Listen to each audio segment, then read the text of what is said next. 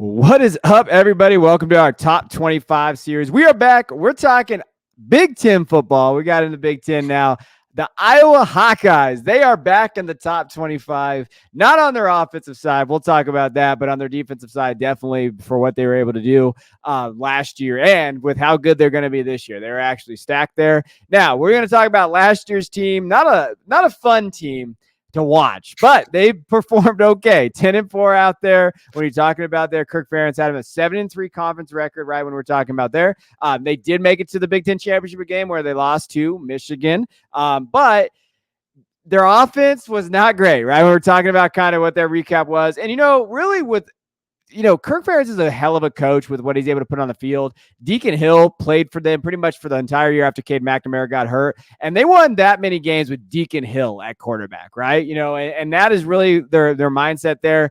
They go into this year with their offense, and it's different now, right? So when we talk about Iowa football, we always make those offensive jokes. But they had to fire Brian Ferentz, Kirk's son. They brought in Tim Lester, the former Western Michigan head coach, and for good reason. Last year, let's listen to their offensive numbers, shall we? 15 points per game, 130th in college football. Yards per game, 133rd in college football at 235.4. Points per play, 126th in college football. Yards per play, 133rd. Third down conversion was 125th. They were just bad. I mean, offensively, when they did it, rushing was great. They were 31 at rush play percentage, rushes per game, yards per rush, they were okay at, but their passing offense was abysmal, and there's a reason for that. We saw their quarterback play. If Cade was there, maybe it'd been a little bit better, but definitely needed a change at offensive coordinator. Whether Lester's the guy or not, it's still somebody different, right? And that's what we're looking at here with this offense. So what do we see in this offense, Christian, in terms of the players that they brought? How's that line looking? What are we looking at in 2024? First, I want to talk about how they averaged 7 points per game over their last 4 games, just to really highlight how bad it was. They didn't score a point in their last 2 games. They got shut out by Michigan and shut out by Tennessee in the bowl game. So really, really bad stuff. But this year should be a little bit better. Cade McNamara is a better quarterback than Deacon Hill and what they had trotted out there last year. They have some returning offensive linemen. I think Iowa fans would argue that Mason Rickman isn't the most ideal starter at left tackle. He was pretty bad last year. I don't know if that changes this year, but I think they're hoping that he takes a step forward.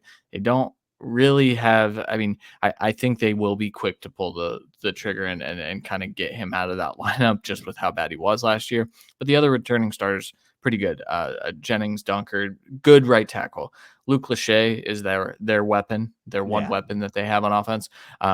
That's not true. They've got some guys that could be, but Luke Lachey is that dude, potential, top 50 pick in the NFL draft.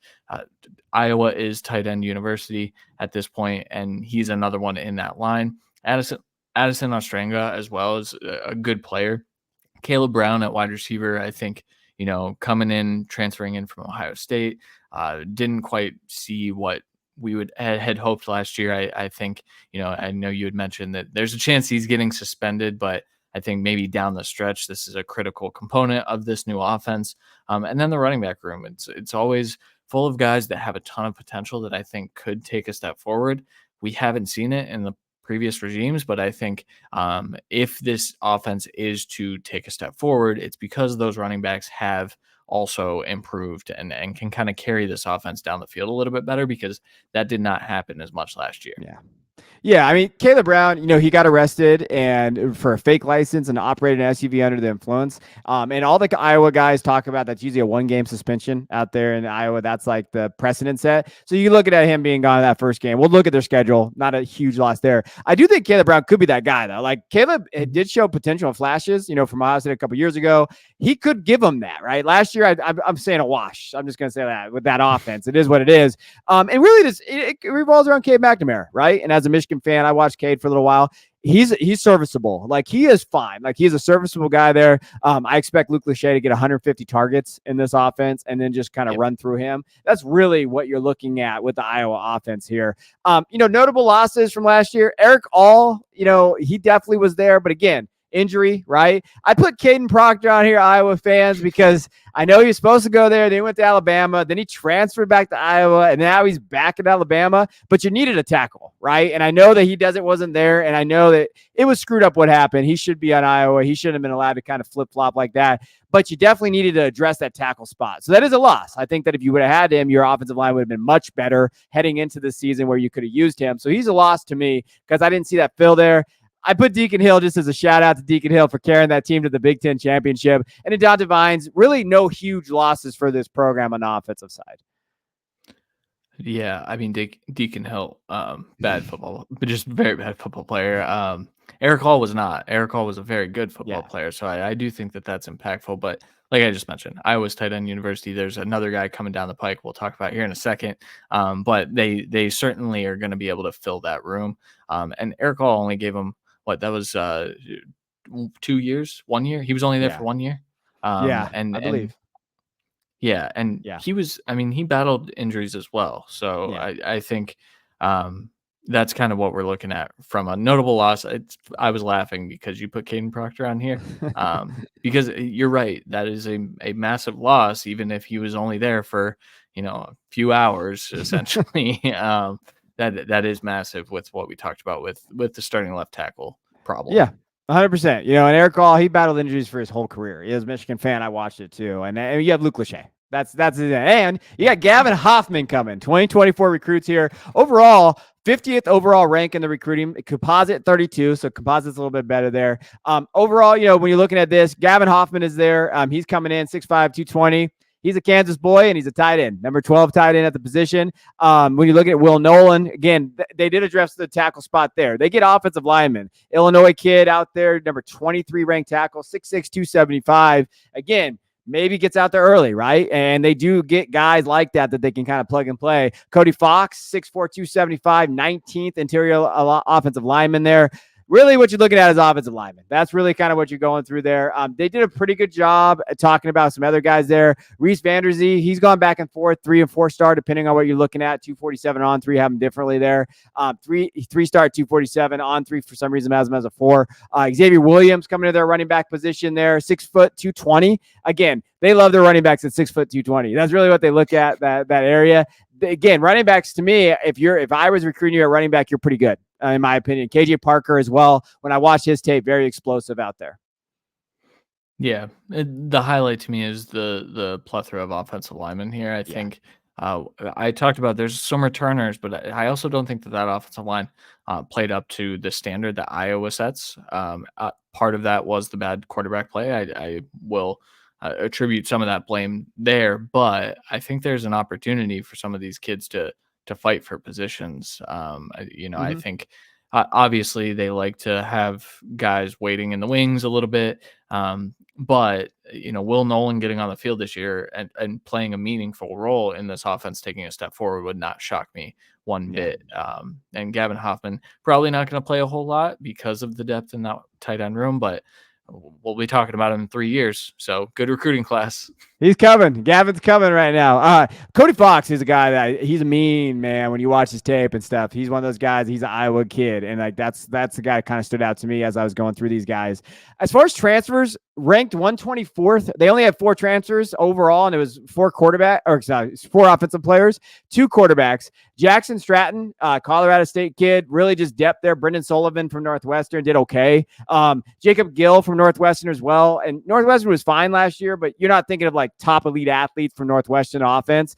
Cade Barad as well from it's some smaller school. I can't see the emblem there. I shouldn't have said it out loud. Interior offensive lineman, 6'2", 305. Again, when you're looking at these guys and what they brought in from the quarterback, just depth. Jacob Gill maybe gets out there and does something there, but really didn't need to address too many needs. I guess probably you're not getting a ton of transfers to Iowa for your offensive side unless they're just not playing somewhere else. Not yet. I think that this offensive coordinator is going to have to prove himself a little bit, and then maybe next year that is a little bit different, but it's certainly not an enticing place to play based on what they tried out there last year. And I'm curious, seeing 2 teammates transferring in the same way McNamara and Eric Hall did. I wonder if they have that same kind of vision for what their path is, but both are a Maybe. little bit older. So, with McNamara's injury history, I think Sullivan could see some time this year. So Yeah, and Stratton maybe do as well too if they can't stay on the field there. Impact players, I don't know. K. McNamara, LaShawn Williams, Caleb Johnson, Caleb Brown. Luke Lachey really is the big one for us. We've talked about him plenty of times. I think this offense goes like Cade goes, though. That's really where I'm at with this team. If Cade can be a serviceable with this defense that we're going to talk about, which could be the best in the country, in my opinion, it's a top 5 defense, probably top 10 unit at least. I think that they should definitely if this offense is anything better last year, average 20-ish points. I mean, you're going to compete for maybe possibly a Big Ten. Possibly. I know that the way the Big Ten's doing their championship games is a little different, but you're in the competition for maybe 10 wins. Yeah, for sure. First, Cade Borud is from North Dakota. So that's right. Okay. That's a nice little small school. You were right. Yeah, I don't really know, score some points. That's, get the ball to Luke Lachey, give the ball to your running backs, and kind of see where this goes. But to me, this team, as always, is going to be riding the tails of this defense, which is as elite as anything I've seen on paper in a while. I think they could end up being the best defense in college football. So as long as the offense scores, I think they could get by with like 16 points a game, 17, and I think that there's a chance that they could win a lot of games that way again. That's sad. All right, let's go to defense. Let's have some fun talking about this. Last year's defense, we're talking about this. Opponents' points per game, they're 4th in the nation. Opponent yards per game, they're 5th. Opponent points per play, they were 3rd. Opponent yards per play, they were number 1 at 3.9 yards. Opponent third down conversion, they were 16th. They did a great job of stopping the run and the pass. When you look at their passing defense last year, opponent yards per pass, 2. They were ranked number 2 in the nation there. Opponent passing yards per game, 5th in the nation there. They really did a great job of kind of stopping opponent offenses, especially from the passing standpoint and even from a rushing standpoint. They were fine. They were really good there. They bring back a lot of guys when you're looking at this team and kind of going over their defensive side. They did have some noticeable losses this last year, but man, they bring back they're veterans. They got veterans all over this defense. Yeah, I mean the highlight to me, it's kind of tough to pick one, honestly. Jay Higgins in the middle is a phenomenal football player, but the safety duo, Xavier Nwankpa and Quinn Schulte, that's an insane duo. Then you've got Sebastian Castro on coverage as well. So you lose Cooper DeJean, but like that he had that injury down the stretch anyway, and they really didn't lose much. So this isn't a defense that I would want to scheme against. If I were a college offensive coordinator, this is a terrifying defense. Even a guy like Max Llewellyn just kind of hasn't hit his potential yet. But if he takes one of those steps forward that we've seen Iowa edge rushers do, then this is just an absolutely terrifying defensive front. Combining that with that secondary, it's just, I don't know how teams are going to score on this team. I think this could be one of the dominant defenses that we've seen in quite a few years, even for Iowa's standards. Yeah.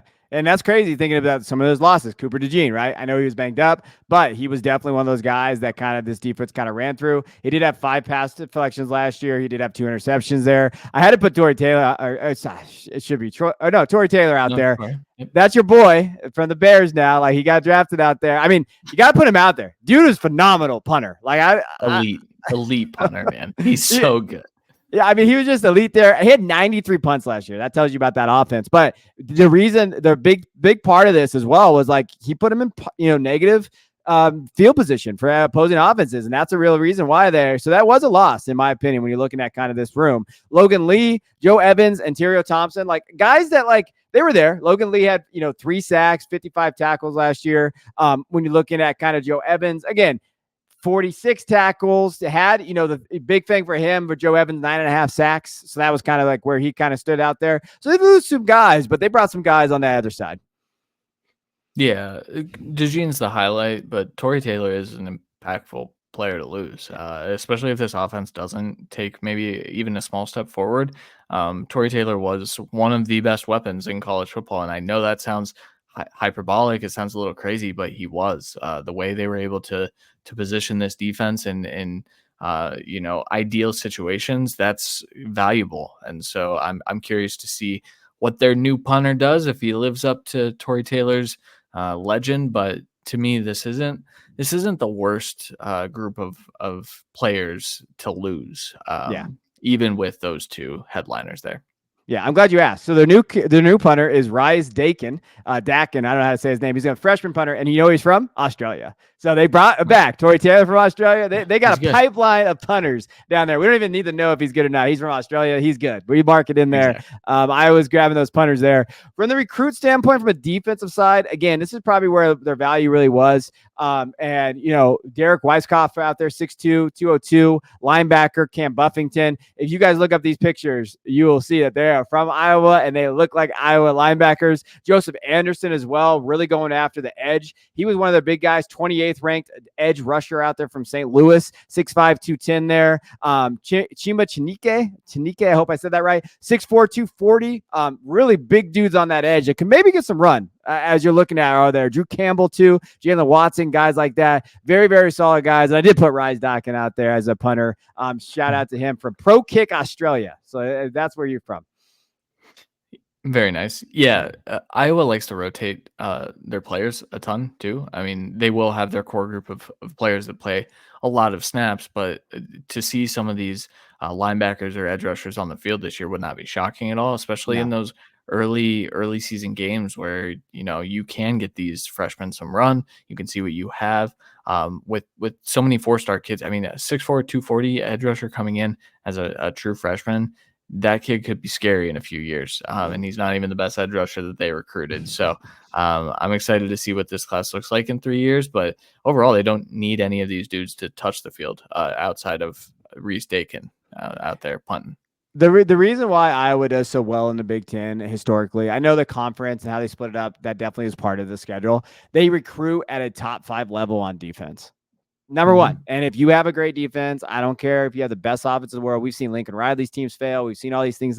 You can at least compete. And that's why Iowa's the way they are. Kirk Ferentz is the way he recruits, is that they put him in positions to get to 10 wins. Now, Iowa fans might be like, hey, we want more than that now. Like, we really want to try to compete there. And maybe the offensive changes will help that. But they freaking kill it on the defensive side. And really, you know how they know I know they kill it? They didn't bring any transfers on the defensive side. There was none there. Of all the guys that we've talked about at this point, they don't have any of those transfers coming in. So really, when you're looking at it from that perspective, this is what they're rolling out. And these are the impact players, right? Jay Higgins, we talked about. Nick Jackson has been very good. Sebastian Castro, like you talked about there. Yeah, Black as well. These guys. And I could have put more people on this graphic here of impact players. You could arguably put like 8 guys on this for that. But really, this team is going to ride around their linebackers, in my opinion, Higgins and Jackson and Castro as well.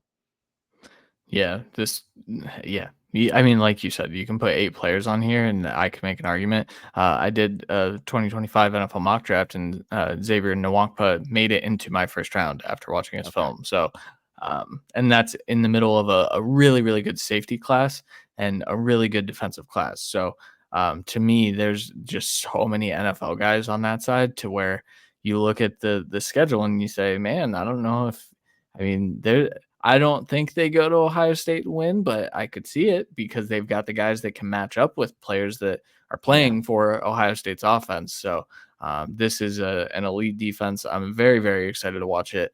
And maybe not so much when they have the ball, but that's been Iowa for the last few years. So we'll see. Yeah, and Black, the one thing I want to point out with Black, he played 40 games in his 4th season with the Hawkeyes. He is one. He could have declared this last year, and he was getting a little bit of NFL buzz out there. But I mean, dominant defensive lineman. If he takes that next step as a pass rusher, whoo, boy, let me tell you, this kid could really step up out there when you're looking at him. He had 51 tackles last year, 5 tackles for loss, and 3.5 sacks. But if he bumps that number up at 9, this defense is just going to be incredible out there. That's why I definitely put him on there. Yeah, the schedule, very favorable. Illinois State, Iowa State, Troy, Minnesota, at Ohio State. Could be undefeated when they go to Ohio State. Washington, a very winnable game. Michigan State, a very winnable game. New coaching staff there. I think they're going to be better, but new. Northwestern is always Northwestern, but they get them at home. Wisconsin at home. At UCLA is a tough road trip. At Maryland and versus Nebraska. I mean, this schedule is definitely winnable here. When you're looking at the over-under, it's 7.5. It's hard for me to say under on this team with that defense. Yeah, I mean, we walked through it before we started recording, and I said, there's no way I'm picking this team to win more than 7 games. Yeah, I am. I sure am. I will say the back-to-back UCLA on the road and then Maryland on the road is just cruel scheduling. You're going from one coast to the other coast. So don't love that. But I think, I'm not guaranteeing it because stranger things have happened, and Ohio State doesn't necessarily have a quarterback that I love right now. But I think Ohio State's a loss for them. I think Iowa State's a good football team, but I don't think that their offense is going to match up very well against this elite defense. I think they are going to be undefeated going into that Ohio State game. I think they can beat Washington. I think that they can run the table after that. I think Maryland's a tough game. I think Maryland's going to be improved this year, but I mean, this is probably a 9 or 10 win team again, and it's really hard to convince yourself otherwise. This is a lock to me. This is a lock, and I can't believe I'm saying this, but I think this is a lock over 7.5. I would be shocked if they don't hit 8 wins just based on the schedule and based on that defense, right? And it's not a bad bet to bet on an amazing defense, in my opinion. And just an offense that's serviceable. The only way I think they hit the under if is Cade McNamara gets hurt again, and even then, I think Sullivan's better than Deacon Hill, man. That's what I'm saying. I don't want to throw dirt on Deacon Hill, but he's better, right? And when you're looking at it from that quarterback room, you're like, hey, he is better than what they had last year. And this defense could be better. This defense probably should be better. And so when I look at that, I'm like, man, I like this new offensive system. Defense is there. To me, 7.5 is over. It's a lock. In my opinion, I definitely is one of those ones that I will definitely bet there. I can't believe I'm saying it. I mean, I'm looking at it like that. I mean, I know Nebraska's getting a little buzz out there. Even Maryland now, MJ Morris is there. UCLA at UCLA is a tough road trip. But Iowa's got the dogs, and they have the experience. And when I look at an Iowa team, tons of experience. They are one of the oldest defenses out there. Even offensively, those guys have been there a while. Hopefully that offensive line takes that next step there. But I think Iowa's fine in this new Big Ten this year. Schedule worked out in their favor this year. When you get in Oregon, you get in Michigan again, you're getting some of those teams out there. I think it'll be interesting. But this year, I think 8-9 wins is probably a lock.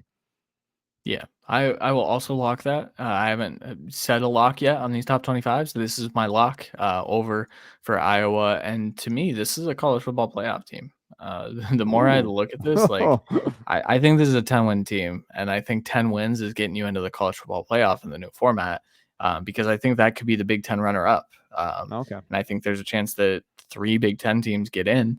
And so when you start to talk your way through it, I think they could maybe sneak in as that 12 seed. Maybe they're down to 10 or 11. It depends. I'm high on a few Big Ten teams, but I struggle to see how a Penn State team that gets both Michigan and Ohio State, I believe, this year again. I struggle to see how they make it all the way through their schedule in a worse shape than or in better shape than Iowa. So to me, this is a college football playoff team, or at least a fringe one. I think this is a 10 to 15 final ranking when all is said and done. Yeah, I can't go college football playoff as a Michigan fan, but I will say definitely in the top 5 team. I think if they can finish 5th, right? If you think of the big 4, Ohio State, Oregon, Michigan, Penn State, Iowa could be right there. I mean, Iowa's right there. And like you said with Penn State, I am never a believer in James Franklin. I will never be a believer in James Franklin. So, I think Kirk Ferentz is a 10 times better coach than James Franklin. I mean, I don't think that's a hot take in terms of coaching standpoint, what they have out there. So, Iowa fans, let us know what you think. Where are you guys thinking with this? Are you excited about having an offensive coordinator that's not related to the head coach? What do you guys think about this quarterback play? Can Cade McNamara get you there? Let us know in the comments. We appreciate you guys tuning in here to this top 25 video.